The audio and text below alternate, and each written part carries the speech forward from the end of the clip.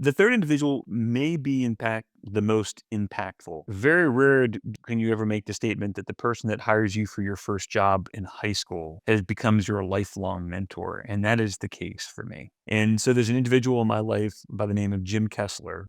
Jim was an assistant manager at the local supermarket when it was before I turned 16, and that experience probably more than anything else has set me up for my entire professional career.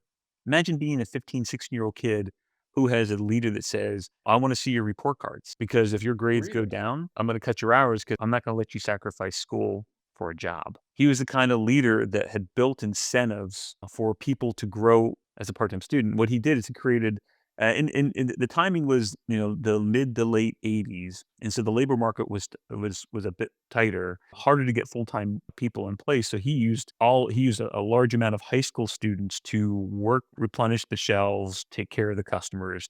He just did a lot of it later in the day. And so he created a system called zone leader and floor leader. In zones, he broke the store into 3 zones, and it was usually 4 or 5 people per zone. And then he had 1 or 2 high school students run the entire crew. So he built a leadership model for high school students. And this is back in the 80s. And the incentive was the better you did, the higher in the list you went. And if you were the creme de la creme, you could become a floor leader and run the entire thing. He was teaching leadership principles to high school students, right? And revolutionary. And by the way, the store was amazing. He won store of the year. He was heralded. He actually got promoted into human resources because of the Oh, work that he really? did in the store. Oh yeah, it was Okay. transformational. And he was the kind of leader that connected with people. He knew that again, you talk about concepts like situational leadership. He was Mhm. doing things he knew how to interact with people where they needed to be met and how they needed to be spoken to in order to accomplish a goal. And he Did you taught us those recognize that was things. happening at the time? No. Okay. No, I mean, I knew that I was incentivized to wanna grow and move up on the list. Mhm. I knew that there were and by the way, it was maybe you got a 5-cent increase when you became a zone leader, Right. right? Or another 5 cents when you became a floor leader.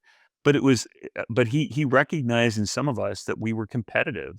And the best way to start that is that and by the way, it was more than just if you were a good worker, it was how were you able to inspire your teammates to equally achieve. And that's how and he would tell us that, like, "Hey, listen, it's not just about you. Can you get your entire team to get done?